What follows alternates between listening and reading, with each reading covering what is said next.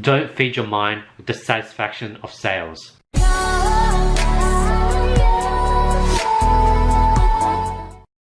Over the past month, one of the biggest things I've learned is to turn my phone onto airplane mode before I go ahead and go to sleep.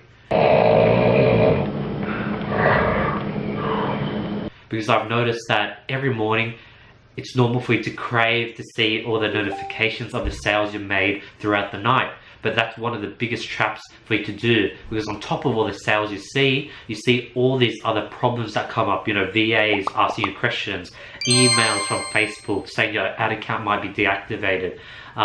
Even if it was just all positive news, it's not good to feed your mind that sort of information the moment you wake up.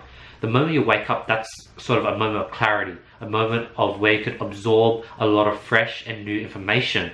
You should go ahead and keep your notification off so you won't be distracted, and go ahead and use that sort of craving to see how many sales you've made that night. Use that to motivate yourself to go ahead and complete a list of things to do. This is how I increase my productivity to the next level. I'd wake up, keep my notifications off, make sure I finish my meditations, make sure I eat my breakfast, make sure I go through a list of daily things before I then turn on my notifications and see all the messages or the sales or the problems roll in. And at that point, I would have finished my meditation. I would have finished a lot of daily tasks. So I would have done a lot of things, and I would reward myself with all these notifications or the dopamine rush when you see yourself get sales. So you definitely don't want to look at your phone. You don't want the first thing you do the moment you wake up to be looking at all your notifications and seeing your sales. That's one of the biggest productivity traps there is. So what you want to do is swipe up your phone. You want to put on airplane mode, and then see how when even the airplane mode Wi-Fi is still on, you want to turn off Wi-Fi, and that's when it's actually off.